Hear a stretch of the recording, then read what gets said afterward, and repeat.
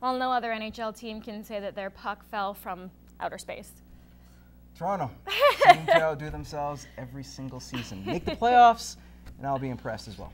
And we're going to be talking about the Rustlers locally here. Yeah, you know what? They're a team that's trying to make the playoffs too. A little bit of a push late, struggles here and there. They got 8 games left in the regular season before the Rustlers men's basketball team look to keep climbing up that standings. 3 points behind Nate for 8th in the ACAC standings, as a matter of fact. Matt Schumont has more.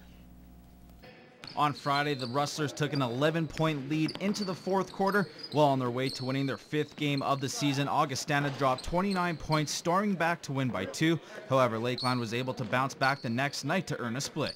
Again, it's just getting the job down the line and getting the ball to the right guys, and we seem to have a little problem with that. So a little disappointing, but we rebounded on Saturday and came back with a real solid win. Building off that win, the Rustlers get ready for the Grand Prairie Wolves, who sit dead last in the ACAC with 1 win. Now, stringing together a pair of wins has been a struggle for the team, collecting 5 splits in 6 weekend series. We can't afford any more splits. We have to come in against a team that we know we're better than and beat them. You know, but that being said, they're kind of in that role of out of the playoffs, so they're looking at trying to just pick up wins wherever they can, and they'd love to spoil somebody's playoff run. I feel like since the beginning of 2013, the second half of the season here, that we've been gaining momentum each game.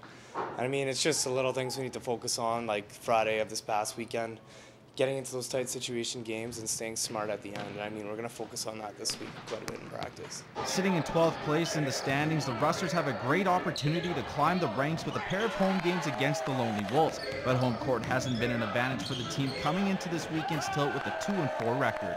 At home, I guess we haven't been having the best of luck this season, but I mean, it definitely beats the trip down to Grand Prairie, which is usually a 7-8 hour bus drive. So I think it's definitely in our advantage. The home crowd is they're good.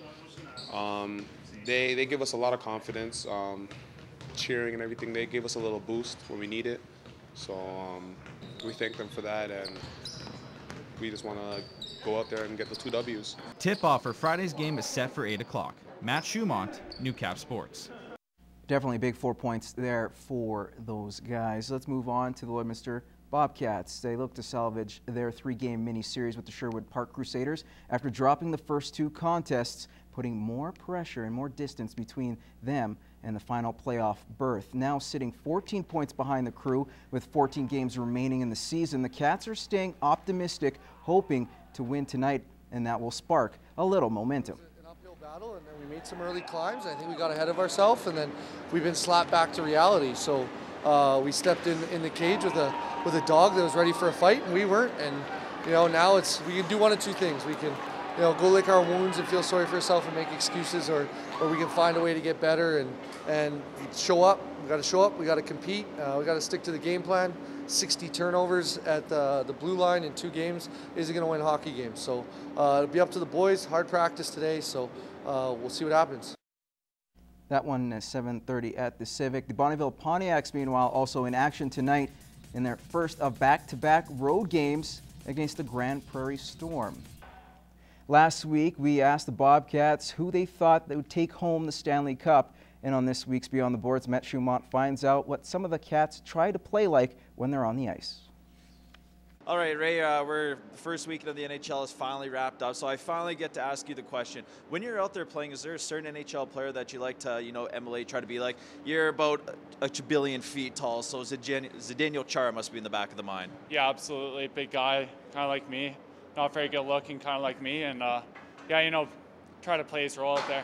I have a few favorite players. Crosby's always been one of my top, but Pierre-Marc Bouchard plays for the Wild, and he's always kind of been my favorite player. I'm kind of a smaller guy like him, and he's good with the puck, and I try to play like him every game. I mean, I like to bring more of a grind to my game also, like to play hard, but yeah, he's always been one player I've really looked up to.